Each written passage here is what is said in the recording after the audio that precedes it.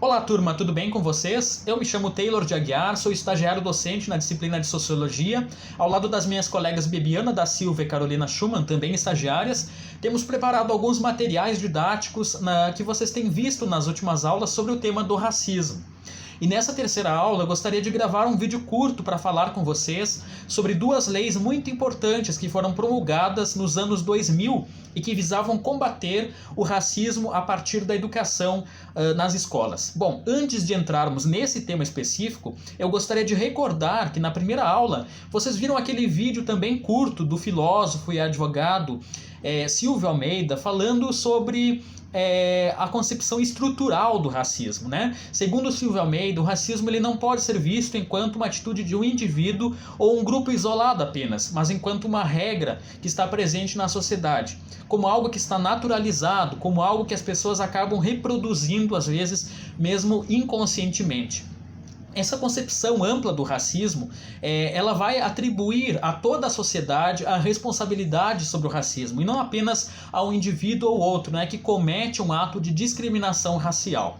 Bom, nós vimos na segunda aula também sobre o conceito de estigmatização e como esse conceito ele está relacionado também com o racismo, quando o racismo ele promove, né, um certo padrão social onde alguns grupos, chamados grupos racializados, ficam de fora, né? Então, dentro da sociedade brasileira, por exemplo, existem grupos como negros e indígenas, especialmente, né, que são muitas vezes estão numa condição de desigualdade dentro da sociedade, né, em diversas instituições, em diversos âmbitos sociais.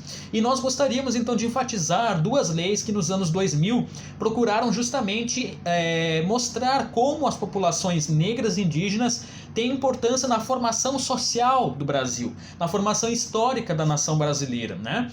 A primeira lei, a Lei 10.639 de 2003, instituía o estudo da história e da cultura afro-brasileira no conteúdo dos currículos escolares de todas as matérias. Então, todas as matérias, de alguma maneira, deveriam trazer ensino sobre a história e a cultura afro-brasileira no Brasil, né? Destacando como os povos que vieram da África foram trazidos escravizados e por centenas de anos, né, por muitos anos, foram escravizados na nação brasileira, né, constituíram também o que é esse país miscigenado, esse país que depois, né, também sofreu influência de outros lugares, outros imigrantes chegaram aqui, né, e compuseram, né, isso que a gente conhece hoje como Brasil. Mas bem, né, depois também, no ano de 2008, a Lei 11.645 modificou essa lei de 2013 e incluiu também o estudo do ensino, né, da história e da cultura dos povos indígenas brasileiros, né, tratando agora de povos africanos, né, da população afro-brasileira e também da população indígena brasileira. E por que é preciso enfatizar tanto a história dos povos africanos e povos indígenas? Em primeiro lugar, porque se criou um consenso dentro da sociedade de que há um negro e um índio, como se todos os povos africanos que foram escravizados e trazidos ao Brasil fossem um só.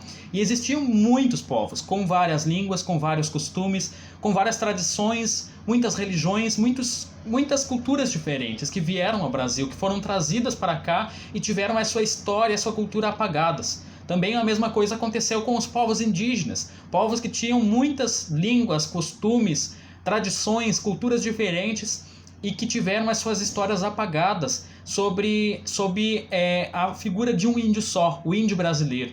Então não existe, na verdade, um negro e um índio. Existiam muitos e muitos povos que foram trazidos ao Brasil da África e que já existiam aqui, os chamados povos indígenas. Então existe essa variedade. Em segundo lugar também, a história oficial mostrou sempre o negro e o índio como coadjuvantes da história brasileira.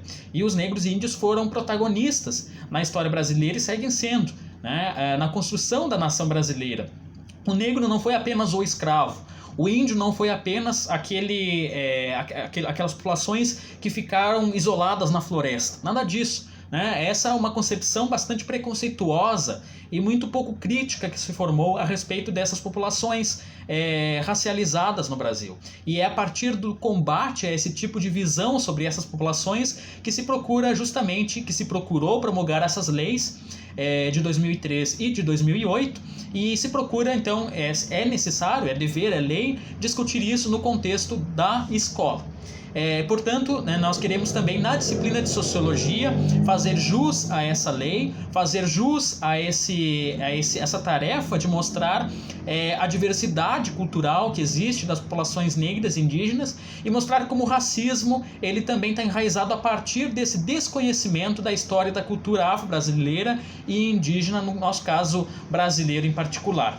Portanto, quando nós vamos refletir sobre o racismo, é preciso que nós levemos em consideração isso, a diversidade que se esconde por trás dessas atribuições de estereótipos negativos, né, sobre o negro e sobre o índio, e também reduzidores, né, da sua riqueza, da sua diversidade cultural.